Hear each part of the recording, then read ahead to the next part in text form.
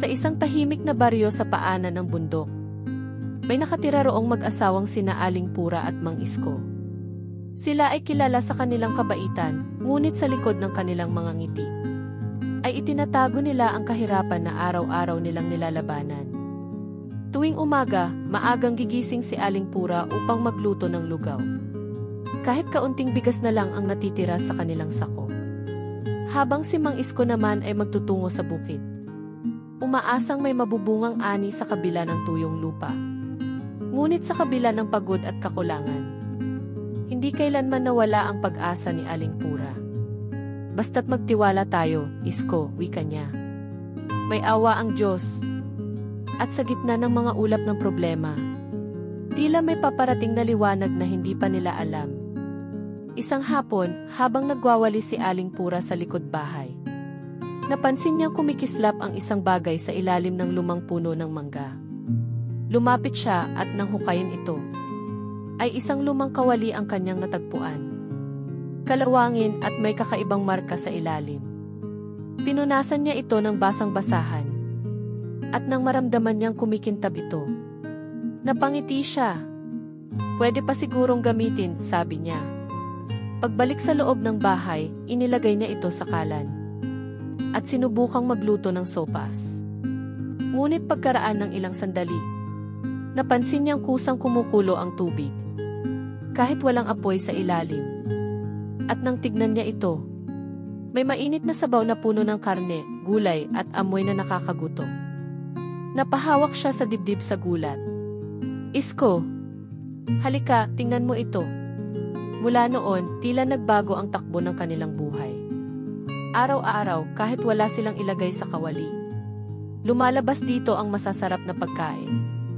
Adobo, sinigang, tinola. Lahat ng paborito nilang lutuin noon.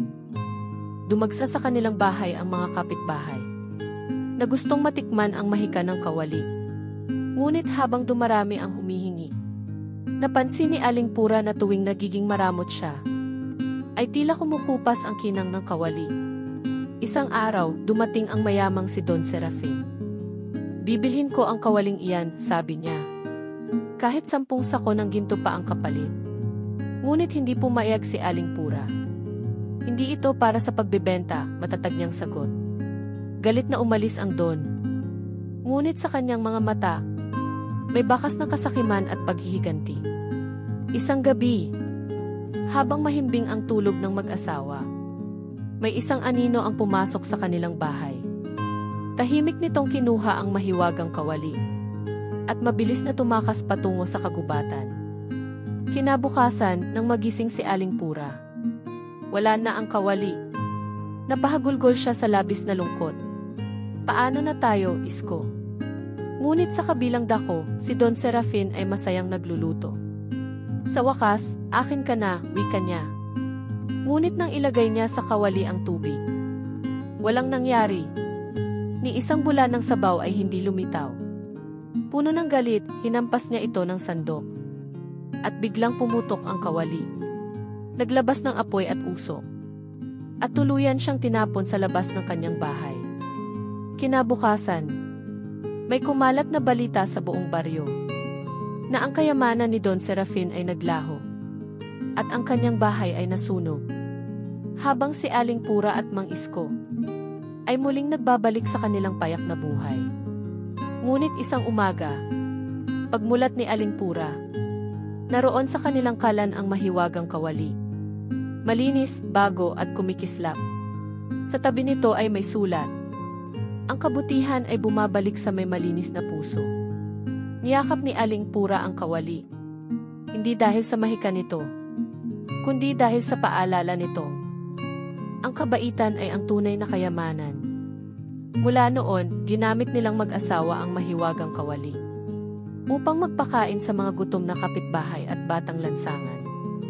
Hindi nila ito itinuring na pag-aari, kundi biyayang dapat ibahagi.